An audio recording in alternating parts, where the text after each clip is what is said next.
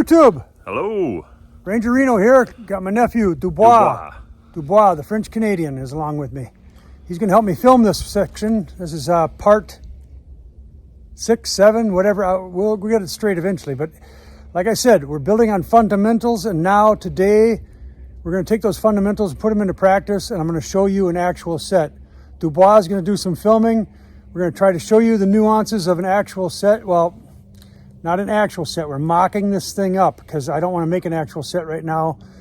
You can see we're still hunting deer. We got orange on and everything. Don't want to be out in the woods.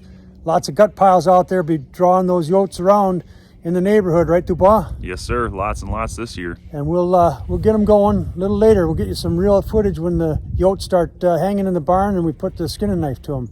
All right, we're moving on to the set. Okay. We are going to assume this is the Coyote run right here. I'm going to go over a couple things real fast. When I find a Coyote track or set of tracks going through what I call a constriction point, it doesn't have to be anything more than these raspberry bushes right here. That will constrain them to a specific spot and a specific area, just the width of my snare. That is what I'm looking for the prime set. As I said, there is no bait, no lure involved. When I find that track and I cut it, I'm walking through the woods, I call it cutting a track. I see a track, I'll eye that track up and I'll look for constriction point. When I find that constriction point, I come in 90-degree angle offset. I do not walk on their trail. I let that trail alone. I don't want to disturb it. I want them to feel like this is exactly the same way they pass through here. Now, you've been watching the videos, you got your bucket with all your equipment, you know the nuances of how this works. We're going to take it to the final set here. This would be my spot. Got my gauge stick handy. I'm going to first anchor the snare. All right, pretty straightforward. I got my single swivel, 24-inch stake. I want to come just to the offset here. This is the tightest little point of constriction. That's perfect. And these raspberry bushes and weeds will help to conceal the snare as well. So I'm going to come in right on the edge of this, about right here. Take the 2-pound maul. As I said, I want that snug. Tack her to the ground. Don't let a piece of that stand up high where that coyote could pump it out of the ground. Next, my whammy wire. Say bend it, give yourself an offset. Now you've got a place to swing that hammer. Come in right alongside that stake.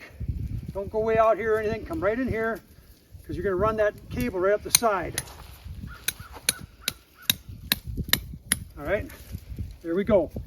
Now, I take my snare. You can wrap it around that whammy wire a couple times. It makes it more stable. Bring your loop up right to this point here. Take your whammy, slide it in on your whammy wire. That nice and snug. You don't want it blowing off in the wind. And that is just about a perfect set already. You can manipulate this wire a little bit, the whammy wire, get that snare right where you want it. That's looking hot.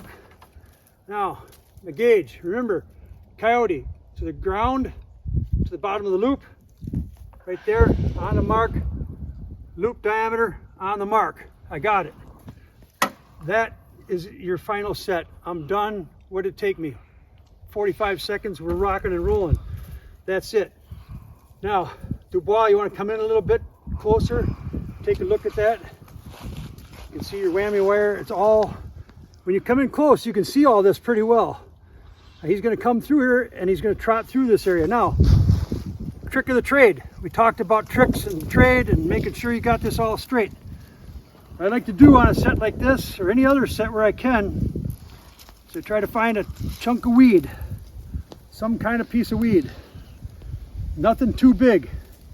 Lay it on the bottom of your snare just like that. It's called a chin lifter. This is called a chin lifter. What'll happen is that coyote will come along and he's going to see that. He's going to lift his chin up. He might be sniffing something, but if he is, he's going to lift it up. He's going to see that obstruction. As minor as it is, he'll lift his chin up and go right through that snare. This is money, the chin lifter. You don't want to forget that. Now, Dubois, if you back up, you'll see how that snare just vanishes into this setup. At this point, I just back out the way I came, take my bucket, and I'm on my merry way.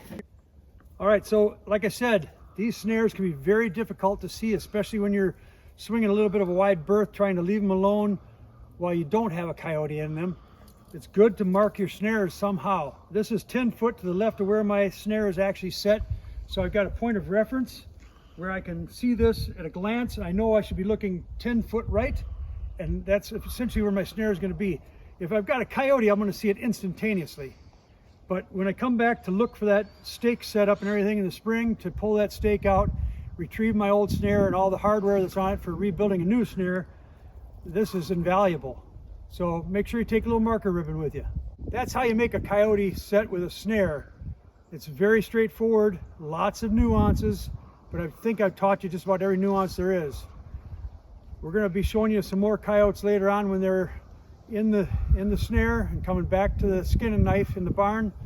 But until then, make sure you live your life large. Live it full. Keep it simple. Ranger Reno, over and out.